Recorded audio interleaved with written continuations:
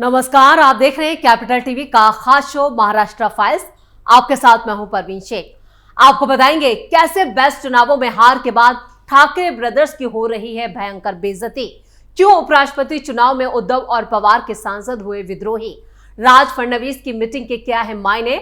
इसके अलावा जानेंगे कौन किसे दे रहा है चुनौती, कौन किसकी बढ़ा रहा है टेंशन। साथ ही आपको इन सभी खबरों से कराएंगे रूबरू। लेकिन तमाम बड़ी खबरों में आगे बढ़ने से पहले एक नजर डालते हैं महाराष्ट्र की टॉप हेडलाइंस पर। बेस्ट चुनाव में राज उद्धव का नहीं खुला खाता। बीजेपी ने मुंबई में अपनी जीत के लगाए बैनर पोस्टर, लिखा ठाकरे ब्रांड कोमा में। ठाकरे बंधुओं की दोस्ती को लगा बड़ा झटका। राज और उद्धव पहले ही जंग में हुए, चारों खाने चित। बीएमसी में भी डूबेगी नैया। बेस्ट के टेस्ट में फेल होते ही उद्धव ठाकरे का साथ छोड़ देंगे राज ठाकरे। देवेंद्र फडणवीस से मीटिंग के बाद अटकलें हुई तेज। उपराष्ट्रपति चुनाव बना सियासी अखाड़ा, नंबर गेम में पिछड़ा विपक्ष, लेकिन पीछे हटने को तैयार नहीं इंडी गठबंधन। सीपी राधाकृष्णन का उपराष्ट्रपति बनना तय। वोट चोरी के मुद्दे पर फंसा विपक्ष। महाराष्ट्र में सीएसडीएस के संजय कुमार के खिलाफ एफआईआर। चुनाव आयोग ने कहा जनता को गुमराह किया। खबरों में सबसे पहले बात उद्धव की बड़ी हार की। बीएमसी चुनाव से पहले ही मुंबई में भगवा शान से लहरा रहा है। एक बार फिर उद्धव को मुंह की खानी पड़ी है। उद्धव ठाकरे अपने भाई राज ठाकरे के साथ 20 साल बाद चुनाव तो लड़ा, लेकिन एक भी सीट हासिल नहीं कर पाए। बेस्ट सोसाइटी चुनाव की 21 सीटों पर ठाकरे भाइयों का खाता तक नहीं खुला। ऐसे में साथ आने के बाद पहली ही परीक्षा में उनको बड़ा झटका लगा है। अब ठाकरे बंधुओं की इस हार का मजा बीजेपी ले रही है। मुंबई में जगह जगह पोस्टर लगाए गए हैं जिन पर लिखा है ठाकरे ब्रांड कोमा में। बेस्ट चुनाव में यूं तो बीजेपी की जीत भी नहीं हुई। बीजेपी का पैनल 7 सीटें जीतकर दूसरे नंबर पर रहा, लेकिन बड़ा झटका शिवसेना यूबीटी एमएनएस समर्थित पैनल को लगा, क्योंकि उनको एक भी सीट नहीं मिली। ऐसे में बीजेपी तंज कसते हुए जगह जगह बैनरबाजी कर रही है। बैनर और पोस्टर पर लिखा है ब्रांड ठाकरे कोमा में, स्वदेशी देवा भाव जोश में। बैनर्स पर मुख्यमंत्री देवेंद्र फडणवीस, एकनाथ शिंदे, प्रवीण दरेकर, प्रसाद लाड, रविंद्र चौहान, आशीष शेलार और कई नेताओं की तस्वीरें लगाई गई हैं। बेस्ट पथपेड़ी चुनाव में प्रसाद लाड के नेतृत्व में 7 सीटों पर बीजेपी ने शानदार जीत हासिल की, जबकि दोनों ठाकरे बंधुओं को 0 आया है। खबरों में आगे का रुख करते हैं। ठाकरे भाइयों ने सारे मतभेद भुलाकर हाथ मिलाया। मराठी अस्मिता के नाम पर साथ आए, लेकिन बेस्ट सोसाइटी के चुनाव में दोनों की दोस्ती को पहला इम्तिहान ही हार में तब्दील हो गया। 21 सीटों पर उतरे उम्मीदवार एक भी सीट नहीं जीत पाए। चुनाव नतीजों के बाद बीजेपी खेमे में जश्न का माहौल है। हर तरफ बीजेपी ढोल नगाड़ों से यहां पर नेताओं का स्वागत किया गया। सीएम देवेंद्र फडणवीस ने कहा कि ठाकरे परिवार ने चुनाव को राजनीति बना दिया, लेकिन जनता ने उनके ब्रांड को नकार दिया। डिप्टी सीएम एकनाथ शिंदे का भी बड़ा बयान सामने आया। उन्होंने चुटकी लेते हुए कहा, अब ईवीएम पर सवाल उठाने वालों को जवाब मिल गया है। बेस्ट सोसाइटी चुनाव में लगभग 15,000 मराठी सदस्य हैं। 9 साल बाद हुए इस चुनाव में कामगारों की नाराजगी खुलकर सामने आई। भर्तियां अटकी थी, 7वें वेतन आयोग का लाभ नहीं मिला था, कई रिटायर कर्मचारी ग्रेजुटी से वंचित थे। इसी असंतोष ने ठाकरे गठबंधन को हराया। राज और उद्धव ने उत्कर्ष पैनल बनाकर पूरा दांव खेला। सोचा था कि एकजुटता से बड़ा संदेश जाएगा, लेकिन नतीजे उल्टे पड़ गए। इस नाकामी ने कार्यकर्ताओं के मनोबल को तोड़ डाला है। जनता में यह संदेश गया है कि ठाकरे परिवार की पकड़ अब मुंबई पर ढीली हो चुकी है। अब उनकी रणनीति को लेकर सवाल उठने लगे हैं। क्या दोनों नेताओं ने चुनावी जंग को गलत दिशा दे दी? राजनीतिक पंडित भी मानते हैं इस कदम से उनके विरोधियों को और ज्यादा ताकत मिल गई है। नतीजों के बाद साफ हो गया कि ठाकरे भाइयों की दोस्ती से बीजेपी को कोई नुकसान नहीं है। उल्टा ये दिखा कि मराठी मतदाताओं के बीच उनके प्रभाव में कमी आई है। सहकारी संस्था पर सालों से जो प्रभुत्व था वो भी कमजोर होता दिख रहा है। बीजेपी नेताओं ने इसे जनता का भरोसा बताया और कहा ठाकरे परिवार की राजनीति अब असरदार और धारदार नहीं रही, यानी ठाकरे परिवार की राजनीति अब खत्म हो गई है और ऐसे में उद्धव ठाकरे अपने अस्तित्व की लड़ाई लड़ते नजर आ रहे। खबरों में अब बात राज ठाकरे और फडणवीस की मुलाकात की। बेस्ट पथपेड़ी चुनाव में हार के अगले ही दिन एमएनएस अध्यक्ष राज ठाकरे मुख्यमंत्री देवेंद्र फडणवीस से मिले उनके सरकारी आवास वर्षा पहुंचे। इस मुलाकात से राजनीतिक गलियारों में कई तरह की चर्चाएं शुरू हो गई। राज ठाकरे के साथ एमएनएस नेता बाला नंदगांवकर भी थे। देवेंद्र फडणवीस और राज ठाकरे की मुलाकात और बात करीब आधे घंटे तक चली। हालांकि राज ठाकरे ने अपने निवास शिव तीर्थ पर मीडिया से बात करते हुए कहा कि उन्होंने मुख्यमंत्री से मुंबई की ट्रैफिक समस्या पर मुलाकात की थी। राज ठाकरे ने कहा, मैं पिछले कुछ महीनों से मुख्यमंत्री देवेंद्र फडणवीस से अहम मुद्दों पर बात कर रहा हूं। हम देख रहे हैं कि ट्रैफिक समस्या को खत्म करने के लिए प्लान कैसे बनाया जा सकता है। 2014 में मैंने एस्थेटिक्स विषय पर 16 मिनट की एक डॉक्यूमेंट्री बनाई थी। उन्होंने कहा कि टाउन प्लानिंग मेरा पसंदीदा विषय है।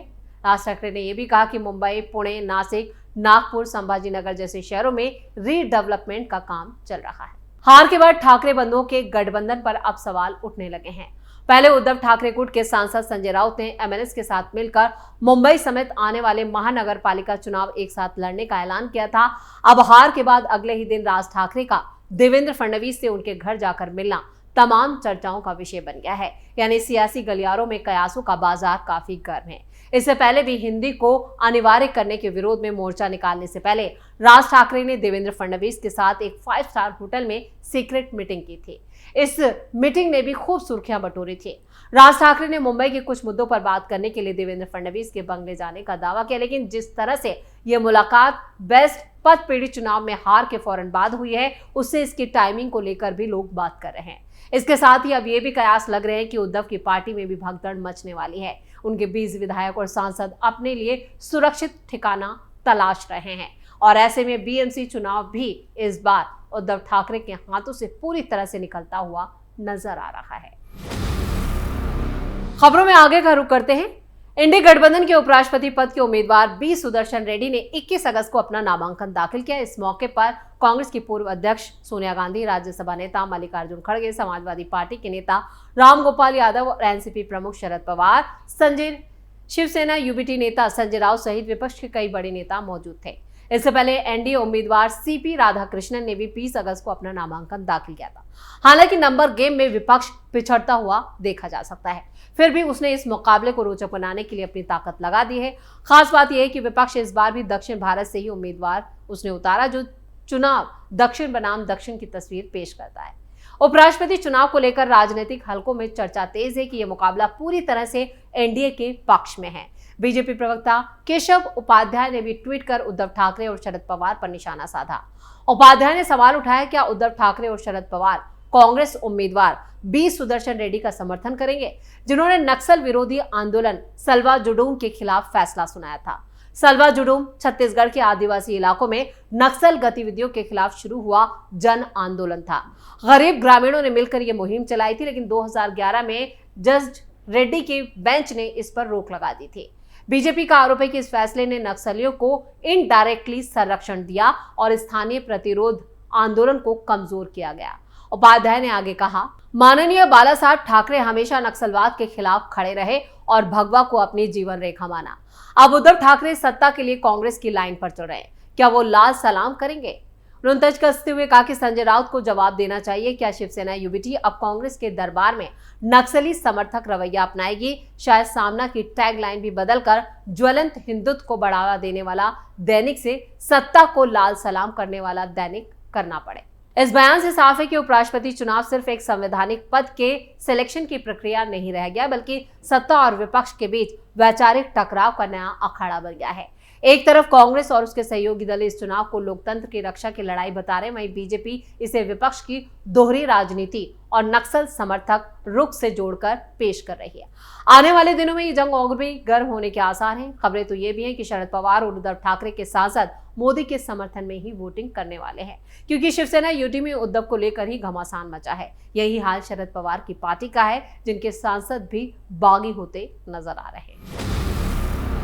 खबरों के आखिर में बात सीएसडीएस के संजय कुमार के खिलाफ दर्ज एफआईआर की। महाराष्ट्र चुनाव से जुड़े विवादित सोशल मीडिया पोस्ट के बाद नागपुर पुलिस ने विकासशील समाज अध्ययन केंद्र यानी सीएसडीएस के चुनाव विश्लेषक संजय कुमार के खिलाफ एफआईआर दर्ज की है। एफआईआर बीएनएस की कई धाराओं के तहत दर्ज की गई, जिनमें झूठी सूचना और संभावित चुनाव से जुड़े उल्लंघनों से जुड़े आरोप हैं। नासिक जिला निर्वाचन आयोग ने इसकी जानकारी दी। इससे पहले नागपुर में एक मामला दर्ज किया गया था।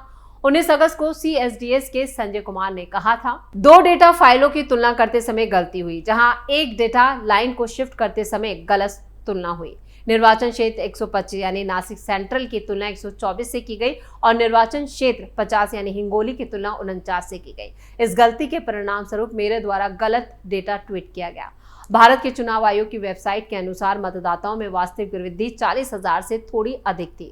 गलती का एहसास होने पर मैंने माफी मांगी और अपना ट्वीट हटा दिया और गलतियों को स्वीकार करते हुए माफी मांगी। इससे पहले वकील विनीत जिंदल ने शिकायत दर्ज कराई थी। उन्होंने राहुल गांधी और संजय कुमार के खिलाफ शिकायत दर्ज कराई थी। 19 अगस्त को अपने एक्स पोस्ट में विनीत जिंदल ने कहा, राहुल गांधी, CSDS के संजय कुमार और दूसरों के खिलाफ शिकायत दर्ज की गई है।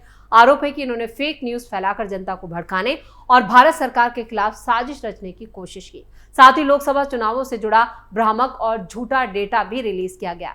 ये शिकायत अधिवक्ता और सामाजिक कार्यकर्ता विनीत जिंदल ने दिल्ली पुलिस आयुक्त को दी। लोकसभा में विपक्ष के नेता राहुल गांधी चुनाव आयोग और बीजेपी पर हमलावर हैं और वोट चोरी का आरोप लगा रहे हैं। इसको लेकर बिहार विधानसभा चुनाव से पहले राहुल गांधी वोटर अधिकार यात्रा भी निकाल रहे हैं, जहां पर चुनाव आयोग पर लगातार वो निशाना साध रहे हैं। लेकिन जिस तरह से ये महाराष्ट्र का पूरा मामला खुलकर सामने आया है, उसके बाद अब बारी राहुल गांधी की है। अब उनके खिलाफ चुनाव आयोग बड़े एक्शन की तैयारी में है।